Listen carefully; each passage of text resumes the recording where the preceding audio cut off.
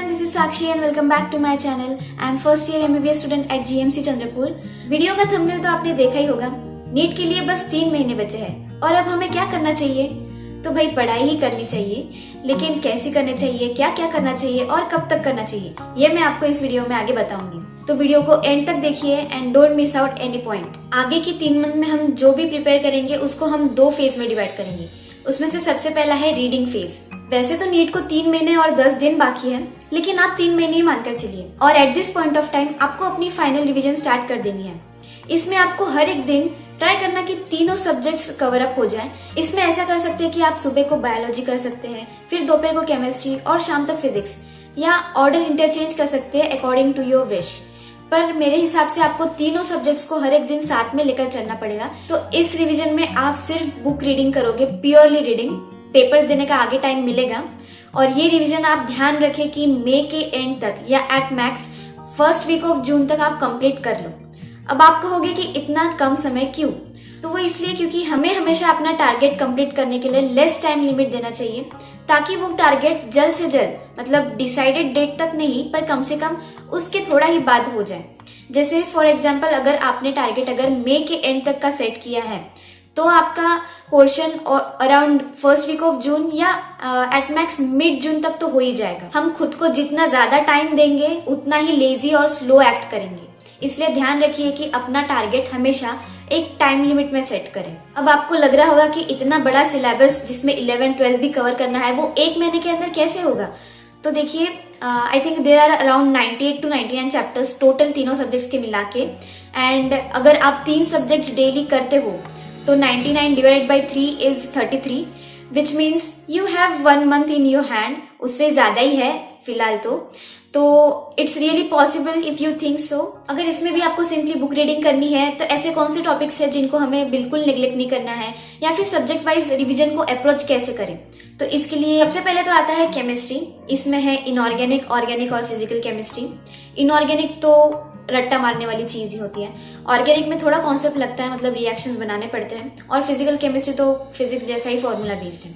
तो इसमें भी आई वांट कि जब आप रिवीजन कर रहे हो पूरा 1 महीने में केमिस्ट्री का, तो आप स्टार्ट इनऑर्गेनिक से करो, फिर फिजिकल करो और फिर ऑर्गेनिक करो। क्योंकि जब पेपर्स देना स्टार्ट करोगे तो ऑर्गेनिक जस्ट आपने खत्म किया होगा रिवीजन में, और उसके बाद भी आपकी फुल रिवीजन होने के बाद भी अगर आपके पास टाइम बच रहा है तो आप उसमें इनऑर्गेनिक कर ही सकते हो, क्योंकि वो ऑलरेडी बहुत वोलेटाइल होता है। इनऑर्गेनिक में देखा जाए तो मोस्टली ब्लॉक सिस्टम्स हैं, जिसमें पी ब्लॉक सबसे बड़ा और मेन भी है, जिसमें पेपर में 3 से 5 क्वेश्चन पूछे जाते हैं।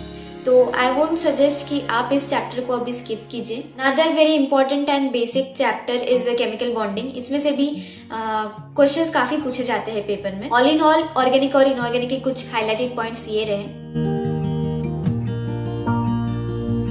और रही बात फिजिकल केमिस्ट्री की, तो इससे आपको बिल्कुल भी डरने की जरूरत नहीं है, क्योंकि सॉल्वेबल न्यूमेरिकल्स पूछे जाते हैं। Solutions, chemical kinetics are the main areas जिससे क्वेश्चंस पूछे जाते हैं। फिजिकल केमिस्ट्री के ये रहे कुछ हाईलाइटेड पॉइंट्स।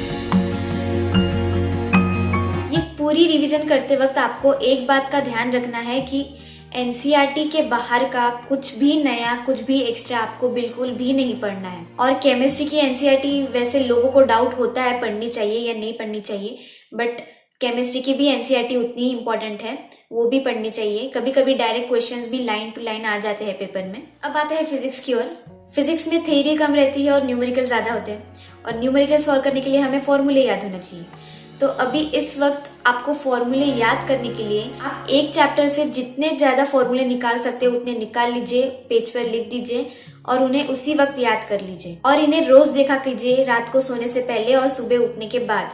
फिजिक्स में कुछ चैप्टर्स है कि डायरेक्ट फॉर्मूला बेस्ड है, तो आप उन्हें नेग्लेक्ट करने की तो बिल्कुल भी रिस्क ना लें, क्योंकि जो पार्ट 2 है उसमें कुछ ऐसे चैप्टर्स हैं जिनमें कॉन्सेप्ट भी लगता है और टाइम भी बहुत ज़्यादा लगता है। तो ऐसे वक्त में अगर आपके marks in formula based chapters में बढ़ रहे हो तो don't at all try to neglect this chapters. देखिए, यहाँ पे मैं जितने भी चैप्टर्स मेंशन कर रही हूँ, ऐसा नहीं है कि ये बहुत ही इंपॉर्टेंट चैप्टर्स है, मतलब ये कर लिया तो पेपर में मार्क्स आ जाएंगे, ऐसा नहीं है। There is a probability always. और ये कुछ ऐसे चैप्टर्स है कि जिन्हें निग्लेक्ट नहीं कर सकते हैं। बाकी आपको सिलेबस तो पूरा ही करने की कोशिश करनी है, बट अगर इनकेस कुछ टाइम की कमी की वजह से नहीं हो पा रहा है, तो कम से कम इन चैप्टर्स को तो बिल्कुल भी ना छोड़ें। तो अब आते हैं बायोलॉजी की तरफ, which is the bulk of the whole paper. This is the subject which will decide whether you will clear NEET और नॉट। आपको कोई भी चैप्टर स्किप करना ही नहीं है। हाँ, भले एक दो चैप्टर्स का रिवीजन आपने कम कर लिया हो, जैसे लिविंग वर्ल्ड अगर आपने एक रीडिंग मारा तो भी सफिशिएंट है, बट आपको एक भी चैप्टर स्किप नहीं करना है। And as I have mentioned earlier, इस रीडिंग में भी आपको एनसीईआरटी के ऊपर जाना ही नहीं है, क्योंकि आपका जो भी जितना भी एक्स्ट्रा नॉलेज, एक्स्ट्रा फैक्ट्स होंगे वो बस आपको पेपर में 5% ही काम आएंगे। बाकी पूरा 95% पेपर तो एनसीईआरटी से ही निकलता है from the experience of 2019 and 20 का पेपर। इसमें भी बायोलॉजी के कुछ हाइलाइटेड पॉइंट्स ये रहे। अब आता है दूसरा phase, that is apply and rectify.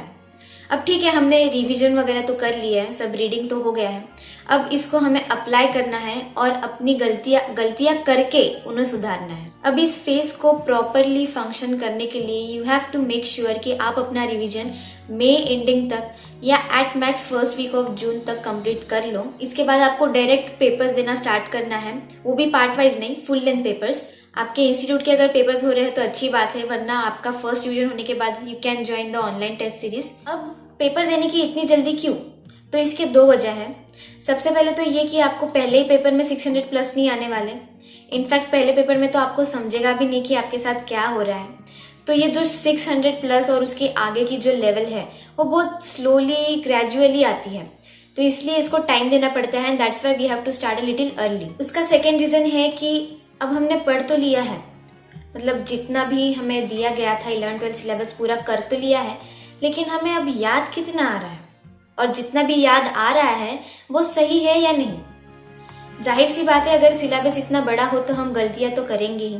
In fact इस पीरियड में अगर गलतियां करते हो तो वो एक्सेप्टेबल भी है, क्योंकि गलतियां करो, उनसे सीखो और पेपर में उनको ना दोहराओ। अब समझो आपको पेपर में सिर्फ 20% याद रहा और 80% भूल गए। आप घर जाके उस 80% में से थोड़ा पढ़ोगे तो अगले पेपर में वही आपको 40% याद होगा और 60% भूल जाओगे। ऐसे करते करते एक स्टेज आएगी ना जब आपको पूरा 90%, भले ही 100 ना हो, 100 किसी को नहीं होता है, एटलीस्ट 90% 80% तक याद हो जाए, मतलब पेपर में मार्क्स आने लायक हो जाए। इसमें भी आप बहुत सारी गलतियां करोगे पेपर में, तो टू मेक श्योर कि आप ये गलतियां पेपर में ना दोहरा, इसके लिए आप एक करेक्शन बुक बना सकते हो अपनी, जिसमें आपका रॉन्ग हुआ क्वेश्चन उसी दिन जाके उस बुक में लिख देना और उसके नीचे उसका आंसर लिख देना। यही मिस्टेक सेम चीज पेपर में हुई तो वो बिल्कुल भी एक्सेप्टेबल नहीं है। That would make a difference of you not being in the college. कभी भी अपने करेक्शंस को पेंडिंग मत रखा करो। जिस पेपर में जो गलती हुई उसी दिन जाके ये करेक्शन बुक में उसको नोट डाउन कर लो और उस पार्ट को पर्टिकुलर बुक से रीड कर लो। So continue this apply and rectify method till the last day. और ऐसे करते करते आप देखना आपके पेपर में एक ऐसा लेवल आएगा जब आपका स्कोर किसी पर्टिकुलर मार्क्स के बिलो जाएगा ही नहीं, भले ही कितना भी डिफिकल्ट पेपर हो। फॉर एग्जाम्पल, अगर आपने फर्स्ट पेपर में अराउंड 400 स्कोर कर लिया फर्स्ट फुल लेंथ पेपर में, तो सबके ही उतने आते हैं, तो don't worry, you are normal. मतलब पूरे पेपर में से आपको 400 मार्क्स का याद रहा और बाकी 320 भूल गए हैं। घर जाके उसी दिन आपने कह लो 20 मार्क का ही पढ़ लिया, तो वही अगले पेपर में आपको 420 मार्क्स आ गए। अब ऐसा करते करते करते करते एक स्टेज आएगी जब आप 500 थोड़ा क्रॉस कर लोगे। अब आपने समझो बस एक बार 500 क्रॉस कर लिया, 510 मार्क्स आ गए। तो ये 500 क्रॉस बस एक ही बार करने को 500 की लेवल क्रॉस करना नहीं बोलते। आपको कंसिस्टेंटली 500 अबव मार्क्स लाने पड़ेंगे, तब आपको कहा जाएगा कि आपने 500 की लेवल क्रॉस कर ली है। और तब आप खुद को दिलासा दे सकते हो कि हाँ, नीट में कम से कम मुझे मेरा थ्रेशोल्ड है, 500 इज माई थ्रेशोल्ड, इसके बिलो में जा नहीं सकता, कम से कम इतने मार्क्स तो आने ही हैं। पर ठीक है, हम पेपर के मार्क्स के बारे में ज़्यादा बॉदर नहीं करेंगे शुरुआती पेपर्स में। लेकिन हाँ, जो हमारे एंड में हम पेपर्स देते हैं, like 3-4 days prior to the NEET examination, जो स्कोर पेपर में आता है हमारा टेस्ट सीरीज में, अराउंड उसी के आसपास +20 -20 हमारा फाइनल नीट का स्कोर भी होता है। मतलब ऐसा कोई मैजिक नहीं होता है फाइनल एग्जाम में कि अगर आप यहाँ पे 450 या बिलो 500 स्कोर कर रहे हो तो पेपर में डायरेक्ट 600 अबव लेके आओगे। ऐसा कोई जादू नहीं होता है।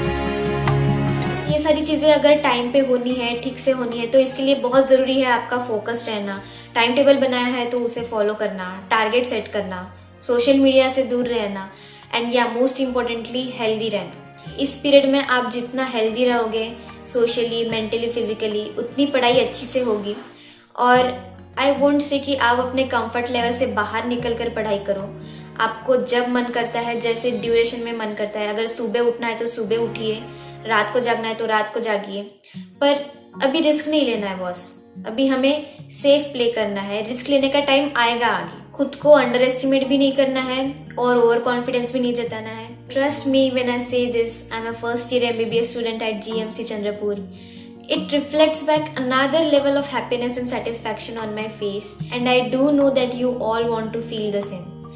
Just 3 महीने की बात है यार, अभी नहीं तो कभी नहीं. All the very best for your preparations. And also, if you found this message a little bit useful to you, then don't just keep it to yourself. Share it with your friends and your fellow competitors as well. With that, I hope to see you soon. Thank you.